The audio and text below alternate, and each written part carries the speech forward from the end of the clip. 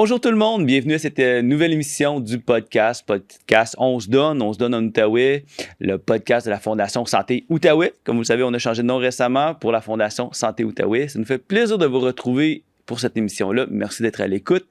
Et immédiatement, je vais vous présenter notre invité. On s'en va aujourd'hui dans un univers qu'on n'a pas eu encore la chance d'explorer avec le podcast, c'est-à-dire l'univers de la recherche. Ça va être un sujet très, très, très intéressant aujourd'hui.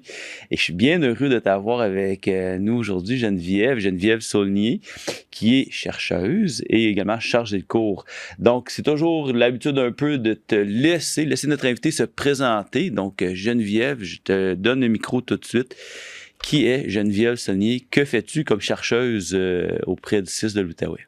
Bien, bonjour Jean, merci aussi à la Fondation de m'avoir invité pour parler de recherche, qui est un sujet parfois un peu abstrait pour les gens. Donc, Geneviève Saulnier, je suis chercheuse en établissement, c'est-à-dire que j'occupe un poste de chercheur, mais au centre de recherche du CIS de l'Outaouais. Je suis à l'intérieur de notre CIS.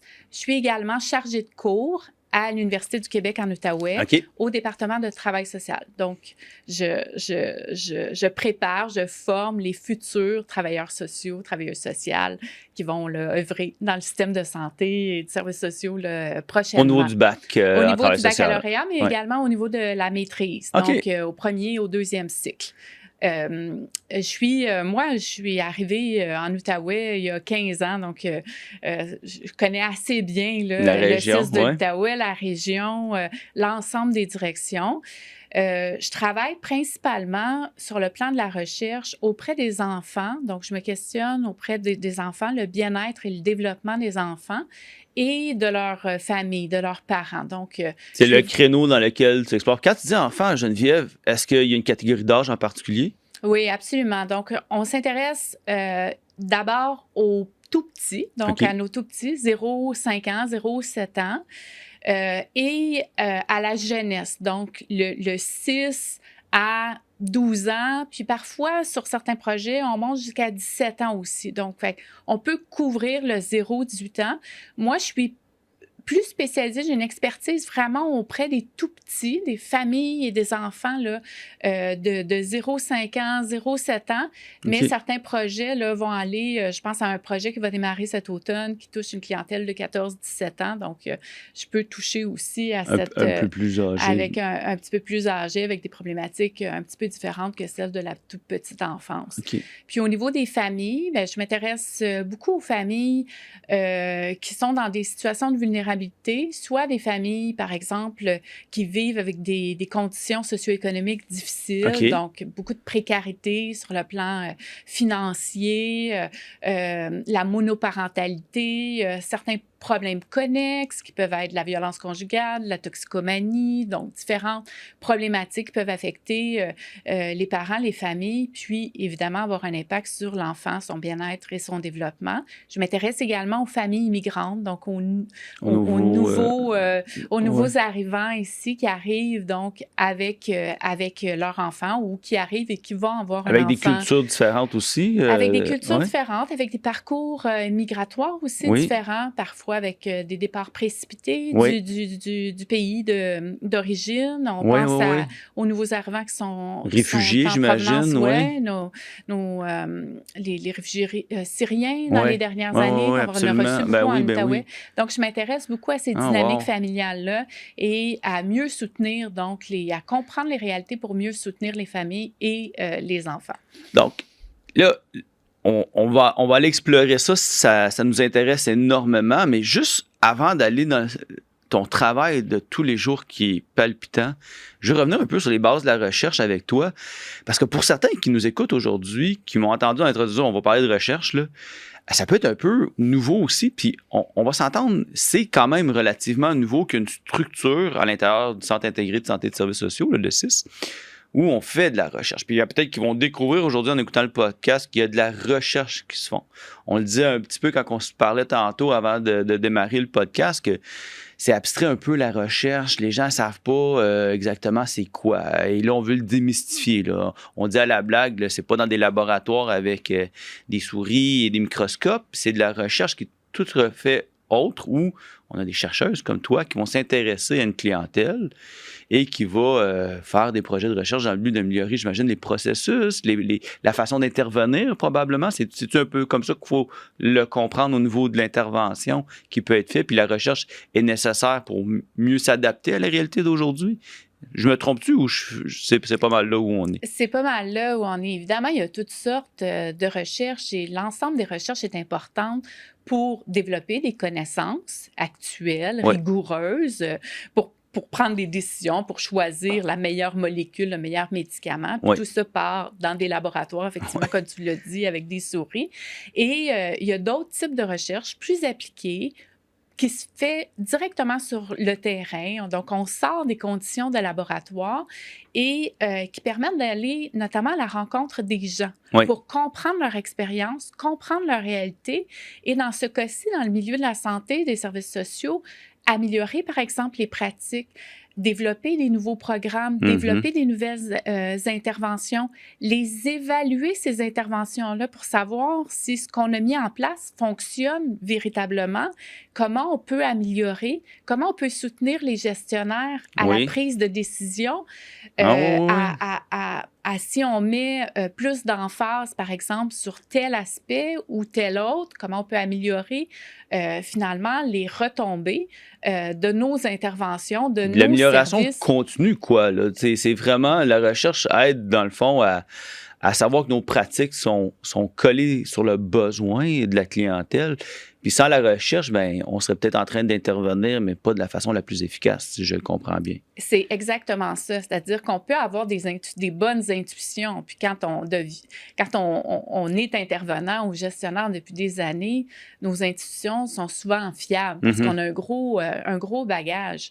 Mais la recherche que ça apporte, c'est des méthodes rigoureuses, fondées, qui vont regarder plus largement de ce que moi, par exemple, Geneviève intervenante, vois au quotidien. Puis va comparer ça avec d'autres résultats, d'autres recherches, d'autres interventions des données scientifiques, qui se font exactement ailleurs. Alors moi, mon type de recherche, je fais à peu près exclusivement de la recherche qu'on appelle participative. OK. Alors la recherche participative, c'est quoi?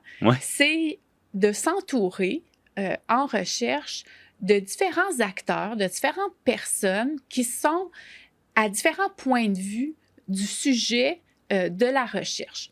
Donc, ça peut être, par exemple, des parents. Je m'intéresse aux familles. Donc, d'inviter des parents à participer à la recherche. Ça peut être des professionnels, des intervenants qui travaillent auprès de ces parents-là ou auprès de leurs enfants.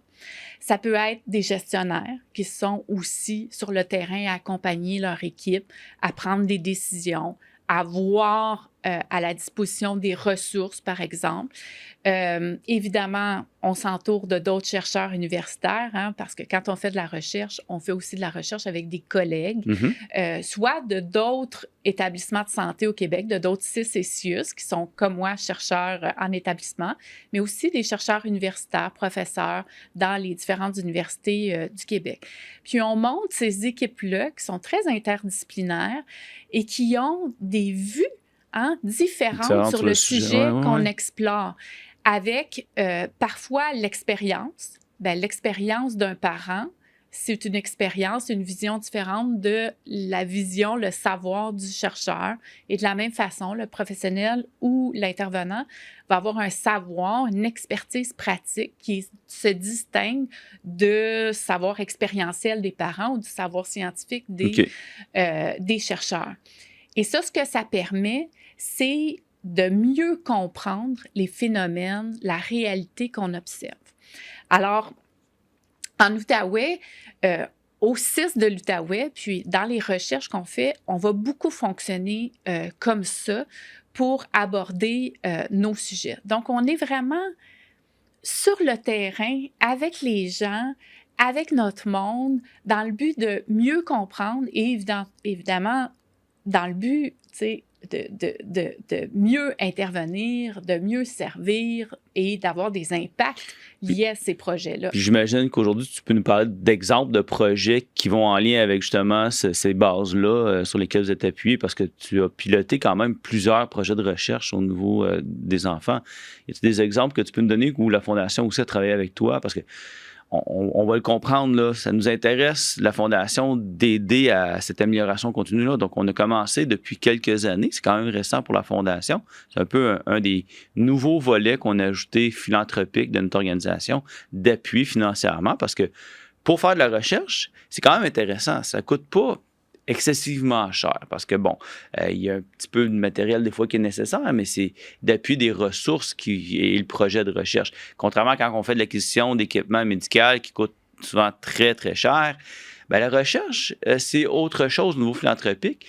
Mais bien souvent, ce que nous, on s'intéresse, c'est de dire, bien, pouvez-vous nous donner des exemples de projets qui ont eu un impact justement dans le sens que tu nous apportes. Donc, peux-tu nous parler un petit peu de différents projets peut-être que tu peux nous apporter à voir qui ont été réalisés, que ce soit en cours ou réalisés là, sur lesquels on peut voir? Bien, moi, j'ai la chance comme chercheuse quand même d'avoir reçu quelques financements de la Fondation depuis 2016. Oui. Donc, je jouis un peu de ce privilège-là de travailler avec vous puis de développer des projets qui ont des retombées sur notre monde, sur l'Outaouais. Peut-être un petit détour avant de parler des projets. Ce serait intéressant de mettre quelques bases sur l'Outaouais, puis qu'est-ce qu'on sait des enfants puis des familles dans notre région. D'abord,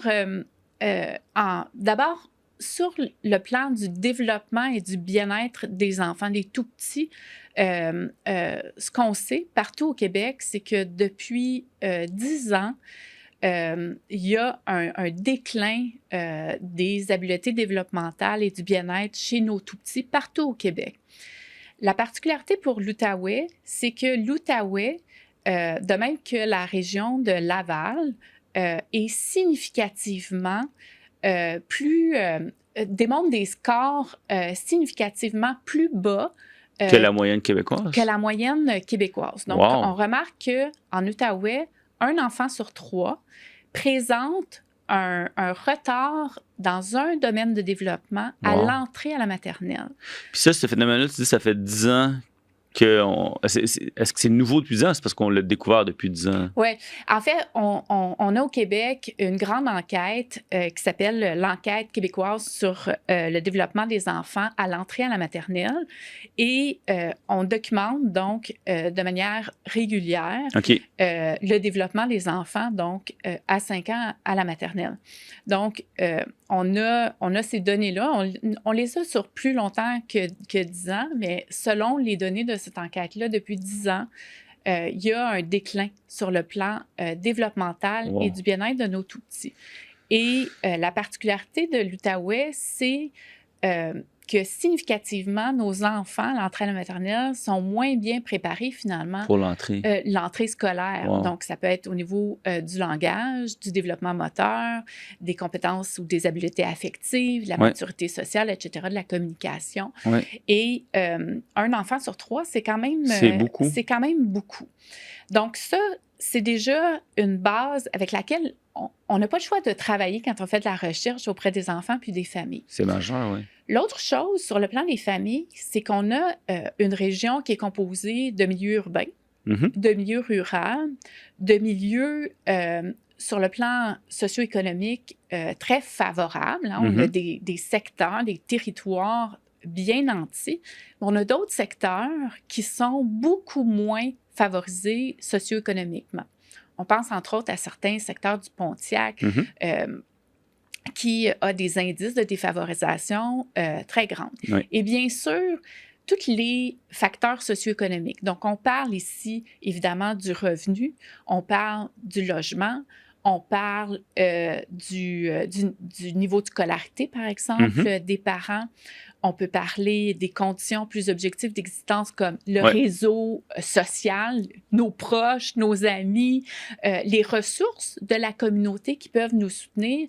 Donc, on voit en Outaouais qu'il y a des grandes distinctions entre des milieux riches et des milieux beaucoup plus pauvres. Le commentaire que j'entends souvent des gens avec qui on côtoie, c'est qu'on est une région d'extrême. Ça va d'un extrême à l'autre au niveau de la défavorisation ou du secteur économique plus favorable. Donc, ça décrit bien un peu le portrait de notre région.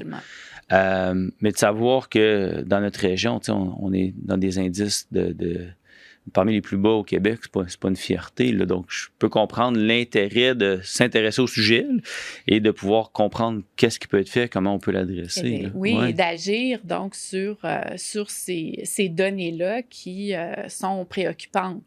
L'autre élément que j'ajouterais pour terminer le tableau de l'Outaouais, c'est sur le plan des personnes immigrantes et des familles immigrantes. Donc, à l'extérieur de Montréal, on est la région qui reçoit le plus d'immigrants au Québec. Et ça, c'est quand même pas rien. C'est majeur. C'est vraiment majeur.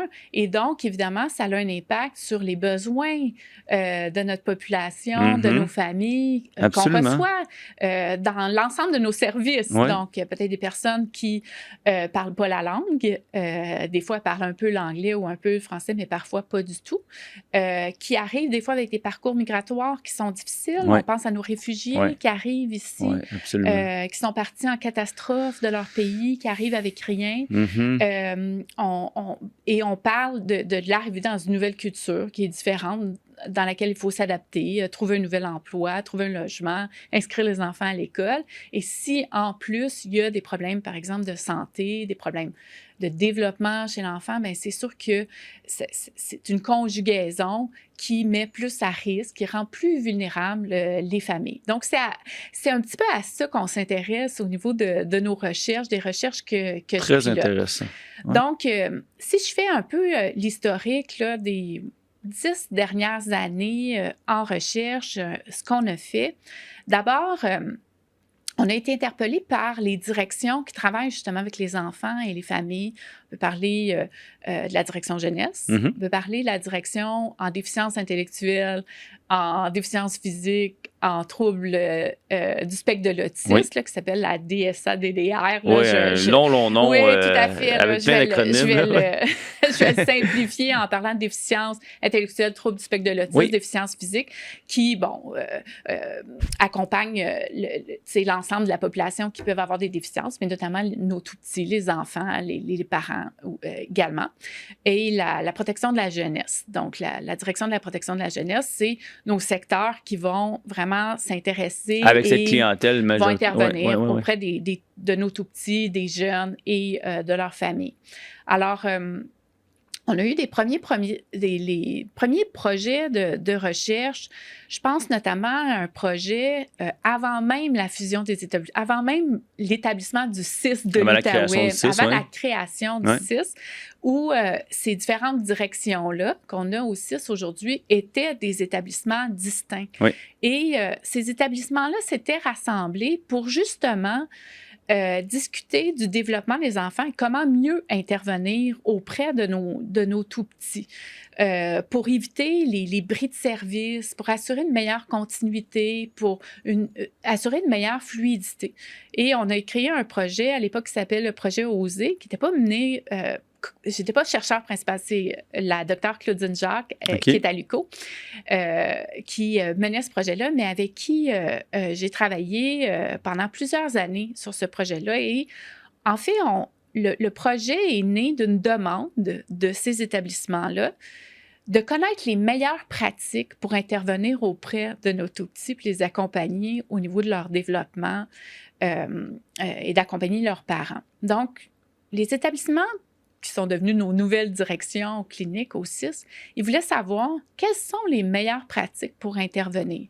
Donc déjà, ça, c'est un aspect de la recherche, d'aller voir qu'est-ce qui se fait ailleurs et qu'est-ce qui a été documenté, qu'est-ce qui a été prouvé comme étant efficace. Quels aspects on doit prendre en compte quand on intervient auprès de nos petits et de leurs parents. On appelle ça des revues de littérature. Donc, on regarde regarde, on s'intéresse à ce qui se fait aux États-Unis, en France, au Royaume-Uni, en Australie, ailleurs dans le monde, en Europe, dans le monde anglo-saxon, ailleurs au Canada. Et on a établi finalement une liste de meilleures pratiques qu'on est venu présenter aux équipes cliniques, aux gestionnaires, en leur disant, bien, voici les trajectoires de services, les services qu'on donne au CIS de l'Outaouais pour le développement de nos tout-petits, ils devraient répondre à on en avait énuméré à l'époque 27, à ces 27 meilleures pratiques-là. Il y a des choses qui touchaient le dépistage des enfants qui présentent un retard de développement, d'autres choses qui portaient sur l'évaluation, le diagnostic des retards de développement, sur l'accompagnement des parents, sur la façon de travailler en équipe, toute l'intervention interdisciplinaire, la formation de nos intervenants et les ressources plus organisationnelles. Et donc, on a documenté ça pendant plusieurs années en faisant une évaluation au temps 1, disons, oui. en récoltant des données auprès des intervenants, à savoir est-ce que ces meilleures pratiques-là sont intégrées, sont implantées? Est-ce que dans la vie de tous les jours, quand vous intervenez, est-ce que vous répondez à ces meilleures pratiques-là? Et on a donné de la formation, on a accompagné les équipes, on a fait des rencontres, on a produit un bulletin de recherche, on a travaillé avec les gestionnaires, on a implanté des nouvelles trajectoires de services. Bon, il faut dire qu'entre-temps, la création du CIS aussi, c'est fait. Donc, le CIS a été implanté, a été mis en place.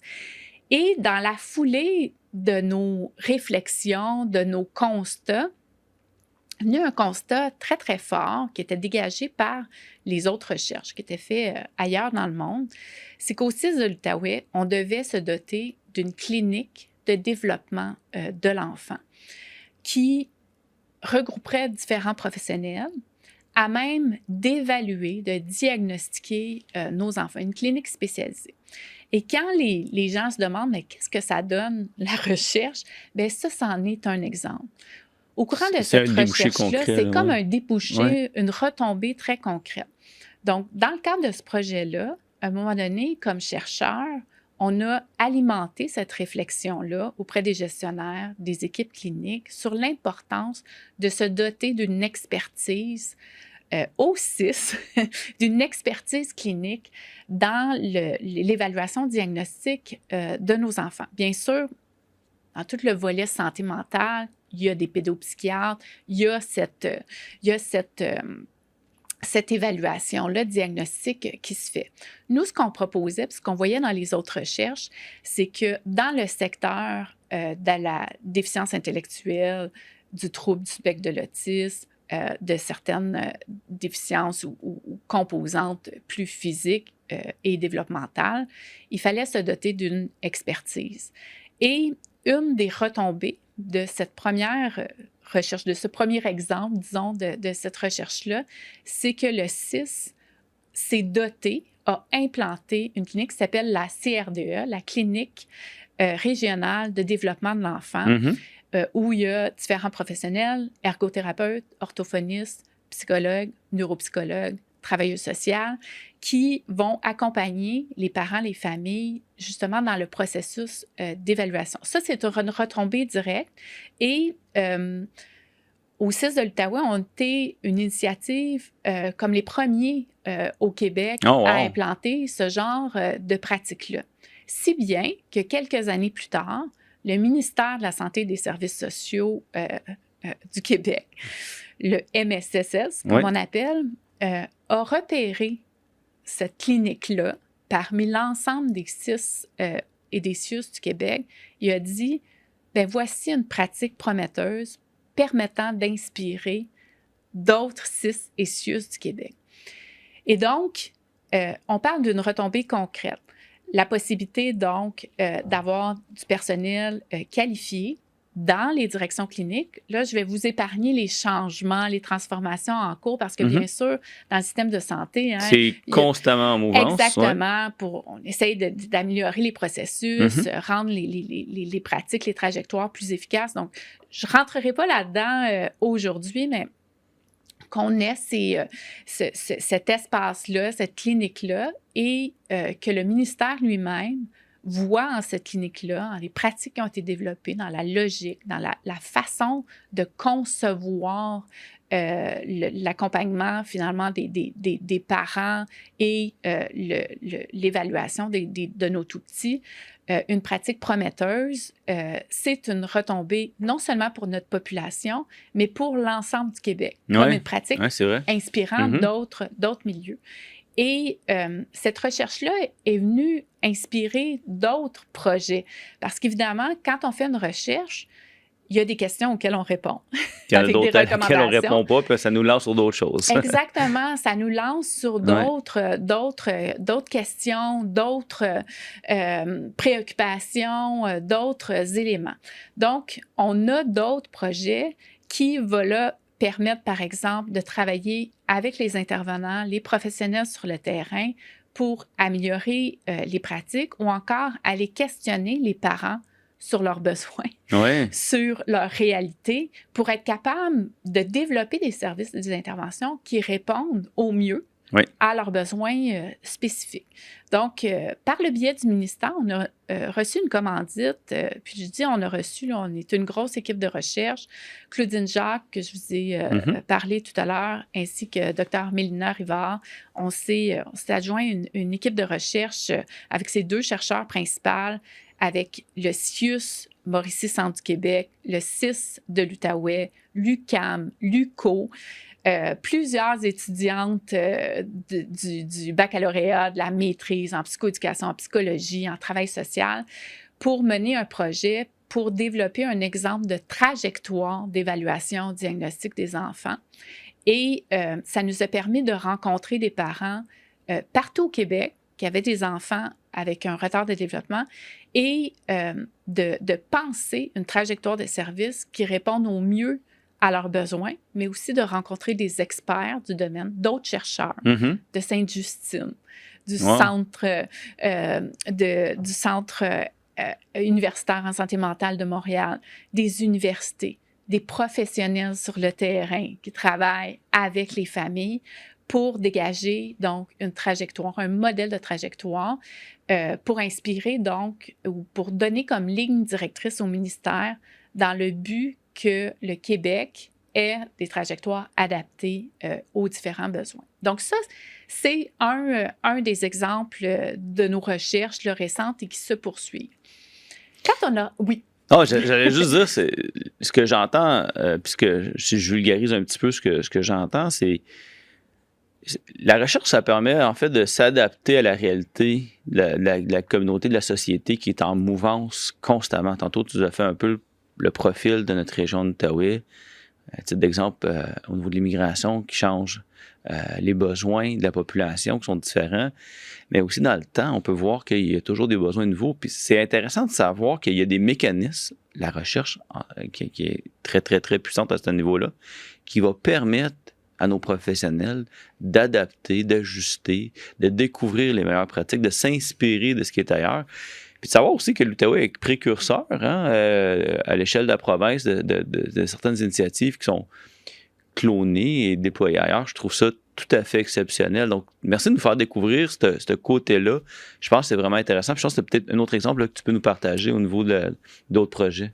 Bien, Jean, tu me mets sur la piste des familles immigrantes. Donc, peut-être un autre projet qui était soutenu par la Fondation. Oui. Alors, et qui provient encore des besoins du milieu. Donc, en recherche participative, tout à l'heure, je vous ai parlé de qui compose une équipe de recherche, comment on travaille au niveau de la recherche, les différents points de vue. Mais une chose auquel on fait vraiment attention, on prête l'oreille, c'est les besoins qui se dégagent du terrain. Donc, un autre exemple qui a été soutenu par la Fondation, c'est le besoin dans la direction qui touche la déficience intellectuelle, l'autisme, la déficience physique. Les intervenants disaient, bien, on est confronté au phénomène de l'immigration. On accompagne de plus en plus de familles ou d'enfants qui ont des retards de développement, qui ont des besoins particuliers, qui ont une déficience, qui ont un enfant autiste, mais qui proviennent de différents horizons, qui parfois viennent juste d'arriver au pays, qui parfois ne parlent pas la langue, qui parfois ne se représentent pas le handicap de la même façon que nous, on se le représente ici. Je comprends. Et ça, c'est un besoin du terrain. Et moi, ayant une expertise, une formation sur le plan de l'immigration, de la psychiatrie transculturelle, donc de toute l'intervention dans le champ interculturel de l'immigration, j'ai proposé un projet de recherche qui visait 3 choses. La première, c'était de mieux comprendre la réalité des intervenants. Donc, j'entends qu'il y a des particularités, vous êtes confrontés, des fois, vous ne savez pas trop comment vous y prendre. Parlez-moi, donc parlez donc d'investiguer par la recherche ces différents constats que les intervenants ont de leur pratique sur leur terrain, de leurs besoins, de leurs défis. Deuxième objectif, d'aller vers les familles. Parlez-moi donc de l'expérience qui conjugue à la fois l'arrivée dans un nouveau pays, dans une nouvelle société, et le fait d'avoir un enfant qui a des besoins particuliers, qui a un handicap, qui a une déficience, et de comment, donc, ces 2 réalités-là, immigration et handicap de l'enfant, viennent moduler la réalité, les besoins, les défis vécus. Et sur la base de ces 2 premiers objectifs-là, le 3e objectif, qui est encore en cours de déploiement, ça, c'est une retombée de la recherche, c'est de soutenir les intervenants dans l'adaptation, dans le renouvellement de leur pratique d'intervention avec ces familles. C'est vraiment 360 degrés, là. Vous regardez toutes les sphères qui gravitent autour pour s'adapter, écouter, puis arriver avec de l'innovation, j'imagine. Absolument. Donc, c'est ça le propre de la recherche aussi participative, c'est qu'elle a une retombée directe sur le terrain dans le but d'améliorer la vie des familles, mieux répondre à leurs besoins et les pratiques des intervenants également. Oui, puis ça répond, ben c'est ça répond pas juste aux intervenants, ça répond aux familles, aux enfants qui sont eux-mêmes touchés par cette situation-là. Je trouve ça intéressant parce que, tu sais, on a tendance à penser comme société qu'on va aller être formé comme professionnel de la santé dans une institution académique, on va faire collégial, universitaire, puis qu'on va sortir avec tous les outils qu'on dispose pour le restant de nos jours. Mais en fait, c'est souvent par la recherche que la formation continue va être déployée sous les bases des meilleures pratiques qui viennent. Puis je trouve ça intéressant de faire ce lien-là. Et c'est pour cette raison-là aussi qu'au CIS, on appelle ça le bureau de la recherche et de l'enseignement. Il y a un lien qui est là. Parce que c'est bien beau de trouver les bonnes pratiques, d'être à l'écoute des gens, mais c'est aussi une chose d'appliquer, donc recherche appliquée, là, je fais le jeu de mots, mais d'appliquer cette recherche-là dans le milieu pour amener de l'innovation, de l'efficience, de l'efficacité pour le réseau. Et de savoir qu'on a ça chez nous en Outaouais, je pense que c'est intéressant aujourd'hui de le découvrir, de voir comment, là, on est dans un volet de la recherche qui est au niveau des enfants, mais il y a de la recherche qui se fait au niveau de la santé, que ce soit en cancérologie, que ce soit en orthopédie, en cardiologie. J'ai vu des projets être faits aussi. Mais il y en a vraiment dans plein de secteurs qui nous permettent d'amener de l'efficience sur les pratiques. Puis, je retiens une chose que tu nous as vraiment bien fait comprendre, Geneviève, c'est que c'est bon pour tout le monde. Tu sais, je le vulgarise de cette façon-là, mais la famille, les parents, tout ce qui gravite autour de l'enfant et les intervenants et les directions et les gestionnaires pour prendre des décisions sur les orientations ont besoin de ces outils-là que vous développez pour être plus efficace puis prendre les meilleures décisions aussi, là. Absolument. Wow. C'est vraiment une façon de faire la recherche qui permet des retombées à plusieurs niveaux.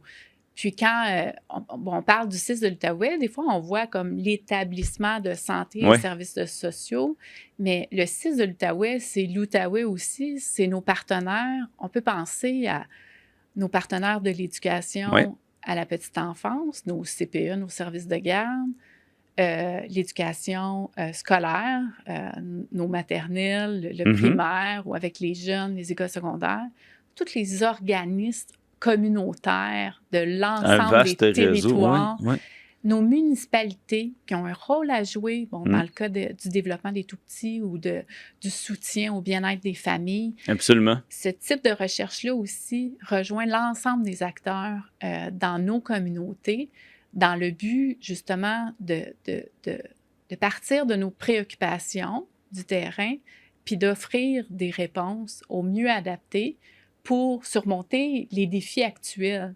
Donc, quand tu disais, oui, à l'université ou suivant le collégial, on sort avec un bagage d'outils, c'est vrai, sont bien outillés, nos intervenants, quand ils arrivent sur le terrain. Mais la réalité du terrain, elle change. Elle change constamment. Les pratiques se modifient, se raffinent. On observe de nouvelles choses, on observe dans la recherche, on a des nouvelles connaissances sur l'efficacité et c'est important d'être à jour là-dedans. Et le volet de transfert de connaissances et de formation continue, le volet plus enseignement du CIS de l'Outaouais là, dans notre direction qui comprend notamment la recherche est fondamental. Absolument. Geneviève, je te remercie beaucoup parce que tu nous transmets cette passion de la recherche, cette passion-là aussi pour tout ce qui touche les enfants puis la région de l'Outaouais. Je trouve ça encourageant. Puis j'invite en fait les gens qui nous écoutent à aller consulter notre site Internet. Dans le volet impact, on peut voir qu'il y a le secteur de la recherche. Et on peut voir les recherches qui sont en cours, les recherches sur lesquelles on cherche du financement.